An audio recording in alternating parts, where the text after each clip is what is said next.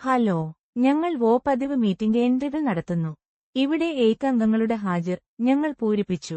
പതിവ് മീറ്റിംഗിൽ ഇടപാടുകളെ 2 ഭാഗങ്ങളായി തിരിച്ചിരിക്കുന്നു. രസീത് എൻട്രി ഇവിടെയും പേയ്മെന്റ് എൻട്രി ഇവിടെയും നടത്തും. ഇവിടെ ആദ്യം SHG മുതൽ VO വരെ. ഇവിടെ ക്ലിക്ക് ചെയ്ത് നടന്ന സംഭവങ്ങൾ നമുക്ക് നൽകാം. ഇവിടെ നിങ്ങൾക്ക് കട്ട് ഓഫ് ബാലൻസ് കാണാം.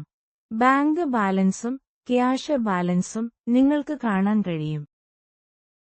ആരതി SHGയിൽ ക്ലിക്ക് ചെയ്യുന്നു. SHGയിൽ നിന്ന് നിങ്ങൾക്ക് പണം ലഭിക്കുന്ന രീതി ചേർക്കേണ്ടതുണ്ട്.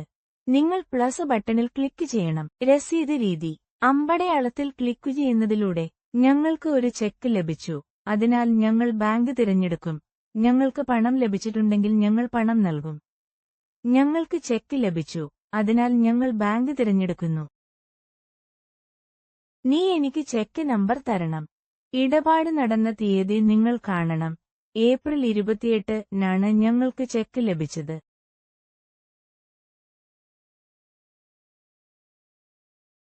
ഞങ്ങൾക്ക് 20,000 രൂപയുടെ ഒരു ചെക്ക് ലഭിച്ചു. ഇവിടെ നിങ്ങൾ ബാങ്ക് തിരഞ്ഞെടുക്കണം. അലോക്കേഷൻ ബട്ടൺ താഴെ കൊടുത്തിരിക്കുന്നു. ക്ലിക്ക് ചെയ്യും. ഇവിടെ സ്വീകരിച്ചത് എന്നെഴുതിയിരിക്കുന്നു.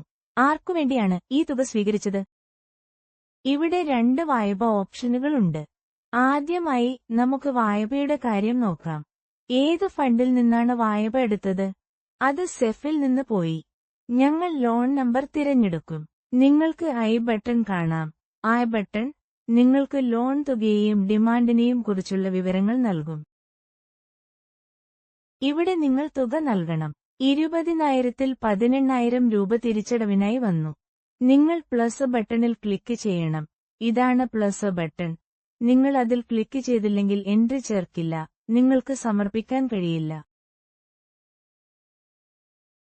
ഇപ്പോൾ ഞങ്ങൾക്ക് 2,000 കൂടി ലഭിച്ചു.